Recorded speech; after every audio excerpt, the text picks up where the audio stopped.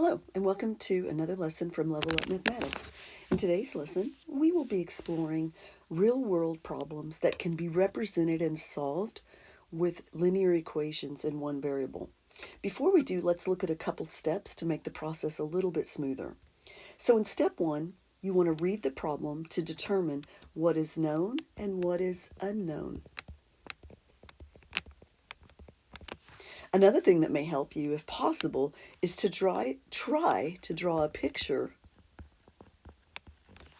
to represent the situation. Step two, represent the unknown with a variable. For example, you could use x as a general unknown.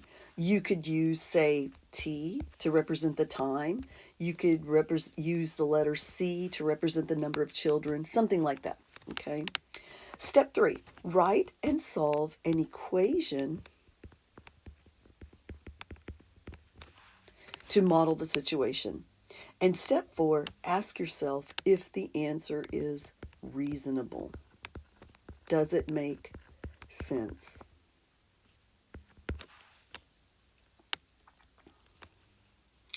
Now, in example one, it says Cade purchased 2 pairs of sneakers and spent a total of $237, not including tax.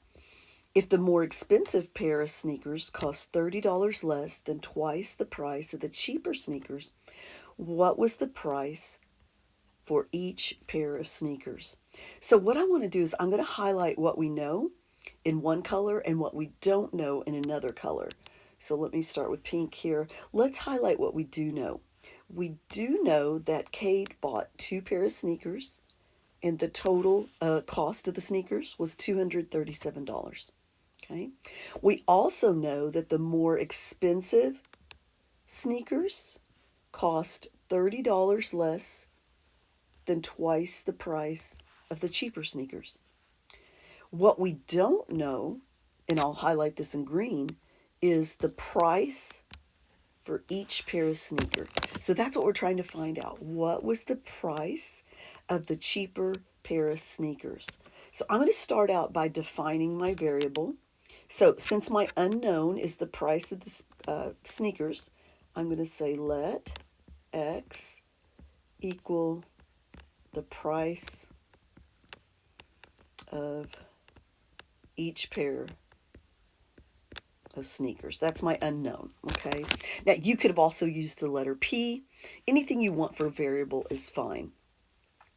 Now, whenever I'm doing a problem where it tells me the total price or the total number of something, I use a little thing called a problem-solving box.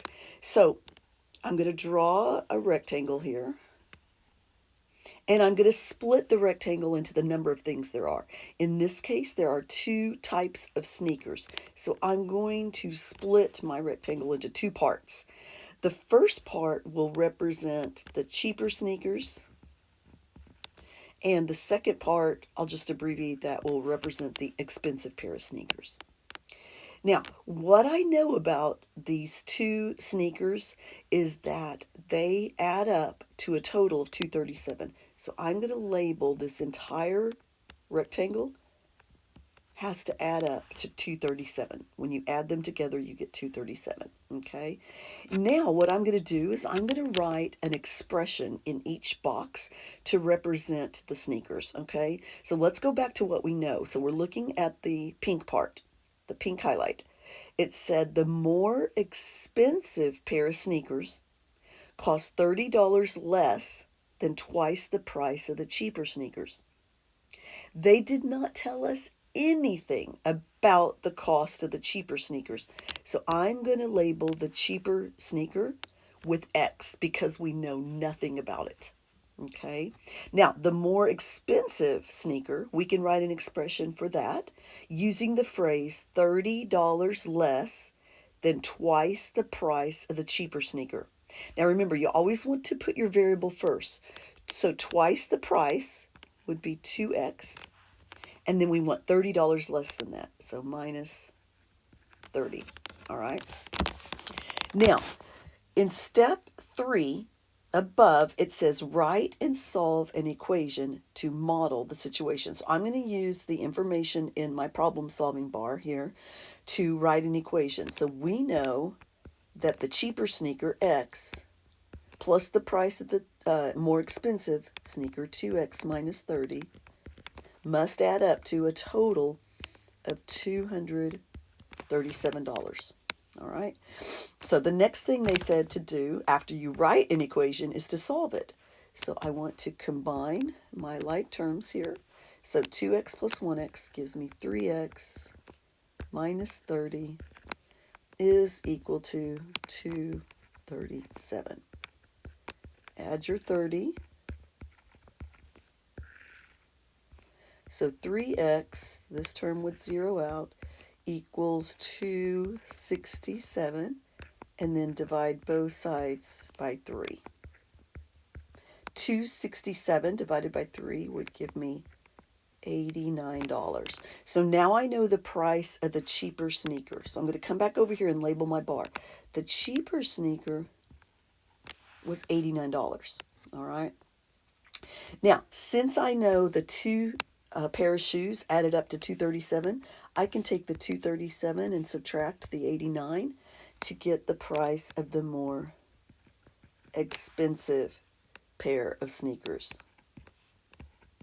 Okay, now ask yourself, is that reasonable? Well, 89 plus 148 is 237. So it looks like we have a reasonable answer here.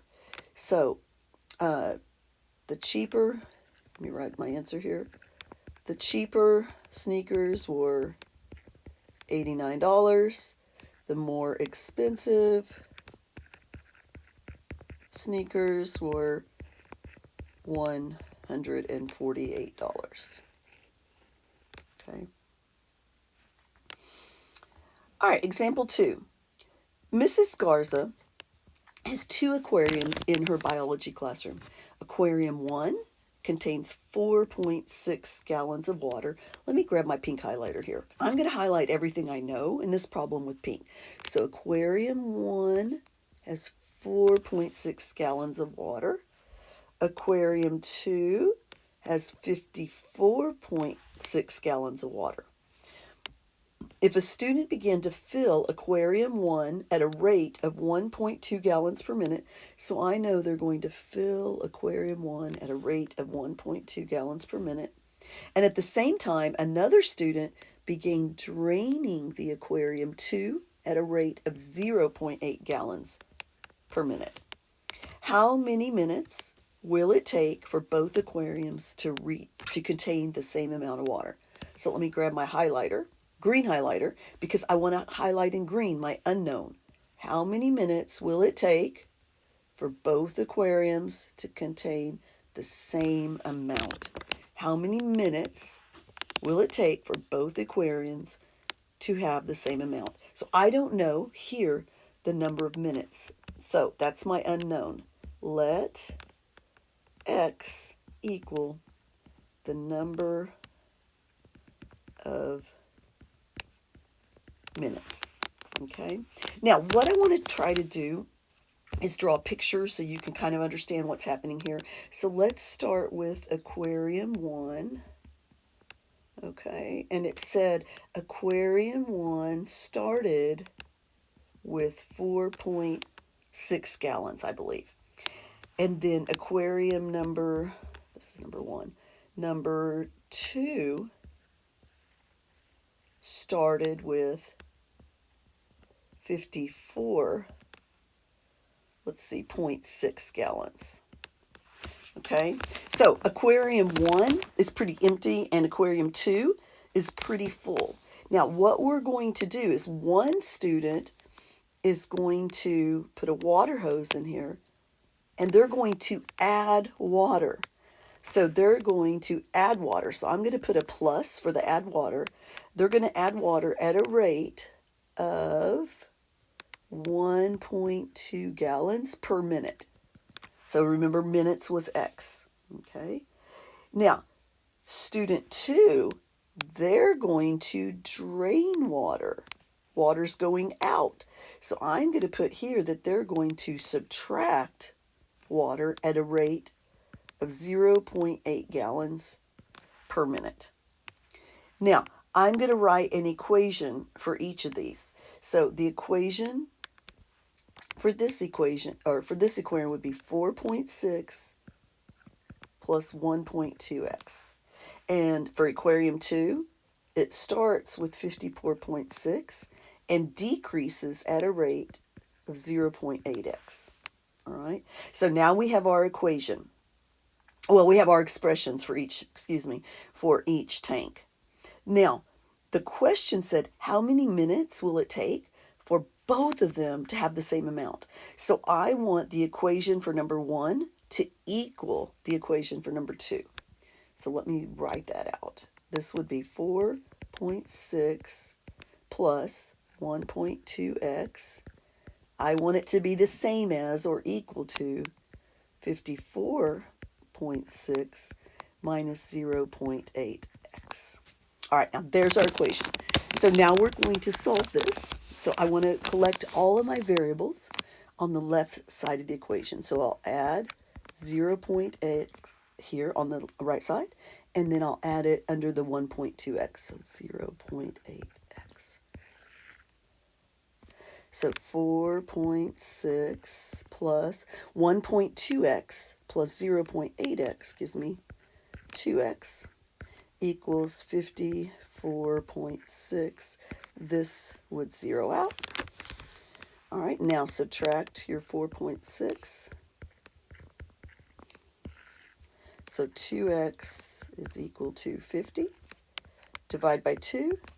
So 50 divided by 2 gives me 25 minutes. So it's going to take,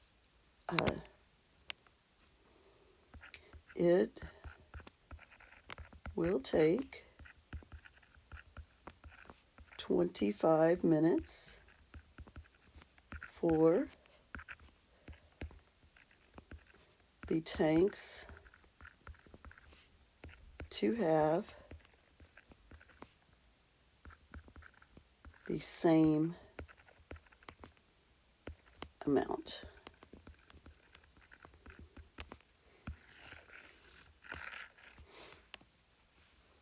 All right. Now, another type of a very common problem you'll see whenever you're asked to do real-world problems are perimeter problems involving rectangles. So let's look at example 3 here.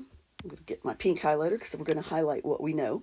It says the length of a rectangle is 3 centimeters less than twice its width. If the perimeter of the rectangle is 18 centimeters, find its dimensions. So we don't know the length or the width. We do not know the length or the width. So I'm going to start out by drawing a picture of any random rectangle. It doesn't matter what size you make it. Okay. And what I know is I know something about the length. It is 3 centimeters less than twice the width. I don't know anything at all about the width. So the width is our unknown here. Okay, we don't know anything at all about the width, but we do know something about the length. The length is 3 centimeters less than twice the width. So remember, you want to put your variable first. So twice the width would be 2w, and then we want 3 less than that. So minus 3. All right. Now we've got our picture labeled. All right. So the other thing we know in this problem is the perimeter of this rectangle is 18. Well, think about how you find the perimeter of any shape. Don't you just add all 4 sides, or however many sides the shape has? So in this case, if I took 2w minus 3 plus 2w minus 3, because there's 2 of those, plus the w, that's all 4 sides, it has to equal 18. So then I'm going to combine like terms. All right, so 2w plus 2w is 4, 5, 6. So 6w. Negative 3 plus negative 3 is negative 6. That's equal to 18. Add your 6. So 6w equals 24, and then divide by 6. So now I know the width of this rectangle is 4. So I'm going to come over here and label the width. Okay, so each side of that triangle, the width is 4. Now we're going to find the length. So to do that, you'd put 2 times w, which is 4, minus 3. So 2 times 4 is 8. 8 minus 3 is 5. So now I know the length of the rectangle is 5. So this is a 4 by 5 rectangle. The problem said to find the dimensions. The dimensions were 4 by 5. Okay. Now you can check your answer by making sure that when you add up all 4 sides, you get a perimeter of 18. So 5 plus 5 is 10. 10 plus 4 is 14. 14 plus 4 is 18. So that does check out. Our answer is reasonable. All right. Now, another type of problem, a common problem you might see, are called consecutive integers. So let's talk about what a consecutive integer is. A consecutive integer would be like 3, 4, 5, 6, one right after the other, okay?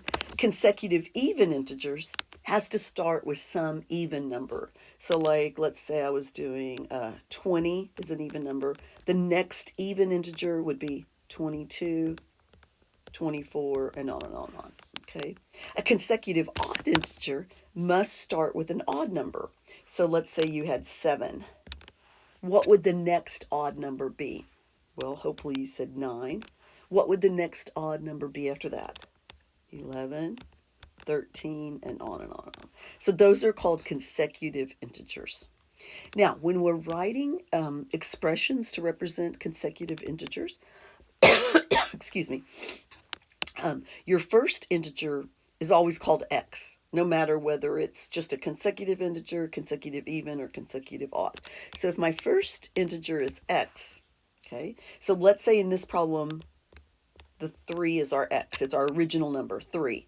What would you have to add to x to get the next number, 4? Well, you would just have to add 1.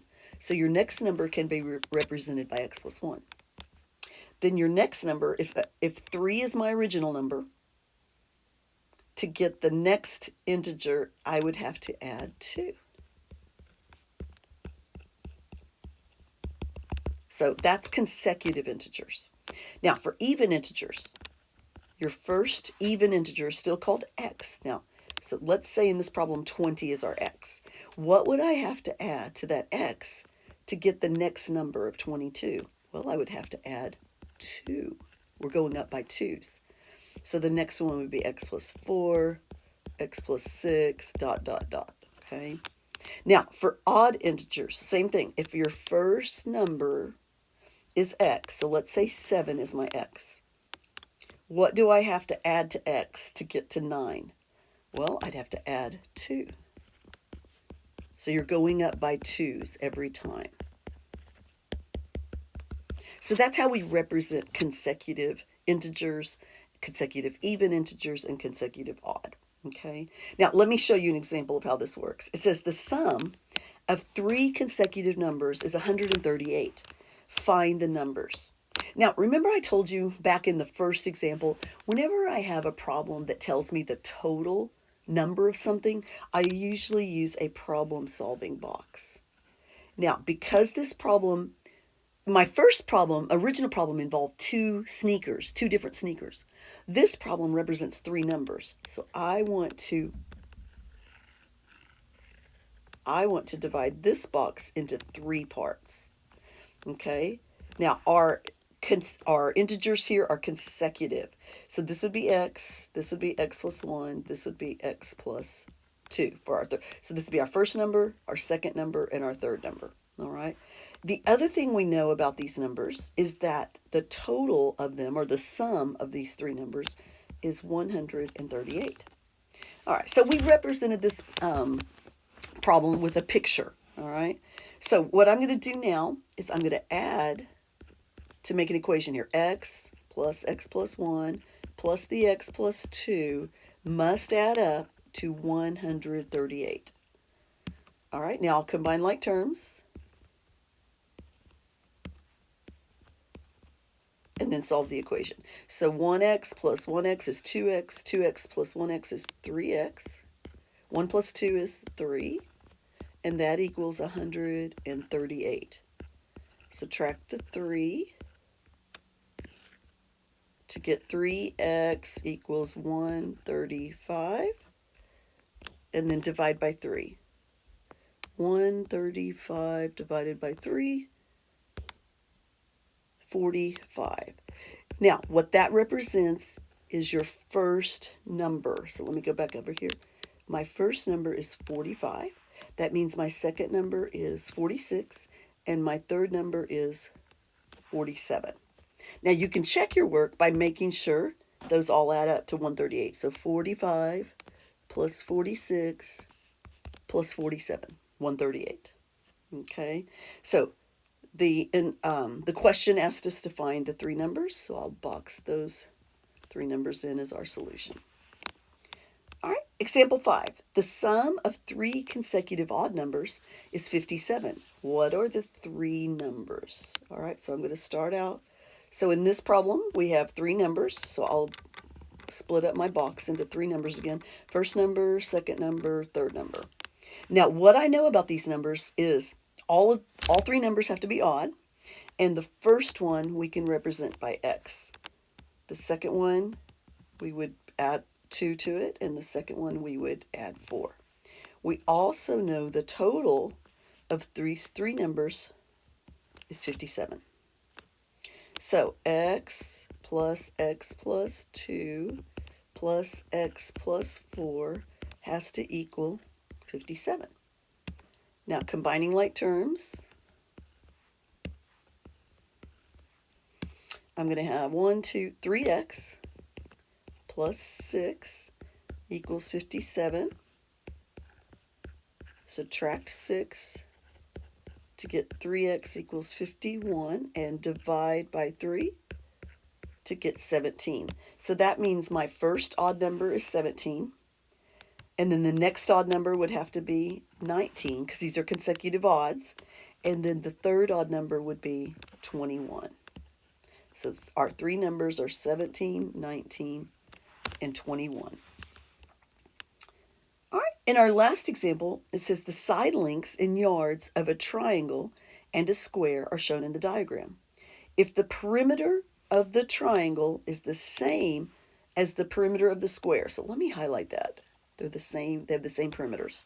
So if the first one is 58, the second one has to have the perimeter of 58. It says find the value of x and then find the perimeter of the two figures. All right, so find the value of x and find the perimeter of the two figures. So let me grab a pen here. First thing I want to do is I have a triangle with sides 2x, 4x minus 2, and 2 times the quantity x plus 7, which I'm going to write as 2x plus 14. Now, what I want to do is write an expression for the perimeter of this triangle. So I'm going to combine like terms. To get a different color. Okay, so if I combine the green terms, 2x plus 2x is 4x. 4x plus 4x is 8x. Then I combine the pink terms. Negative 2 plus 14 is positive 12. So I know the perimeter of the triangle can be represented by the expression 8x plus 12. All right. Now, in the square, they didn't label all four sides. But what we do know is in a square, they're all the same. They're all the same. So they all have to be 2.5x. So to get the perimeter of the square, I would just add all four sides. 2.5 plus 2.5 plus 2.5 plus 2.5, which is 10. Or you could have done the shortcut, 4 times 2.5, which is 10. So the perimeter of this shape is just 10x. Now, according to the original problem, the perimeter of the triangle is exactly the same as the perimeter of the square. So what that means is I can take their expressions, 8x plus 12, and make them the same or equal to each other. Okay, so to solve this, I'll subtract 8x from both sides to get 12 equals 2x, and then divide. to get x equals 6. So I'm going to box this in red because that was the first answer. There's two answers here. It said find the value of x. So we did that. The value of x is 6. Now I want the perimeter of the two figures. So I can come back over here and say 8. Instead of x, I'll put a parentheses plus 12. And I will plug in the 6. And that gives me 8 times 6 plus 12. This gives me a perimeter of 60. Now for the square, 10, replace the x with parentheses and plug in the x, which is 6. So the perimeter of the square is also 60. So that is a reasonable answer because it told us that the perimeter of the two figures would be the same. So let me box these in red. The perimeter of the triangle is 60. The perimeter of the square is 60. And that concludes today's lesson, solving real-world problems involving linear equations in one variable.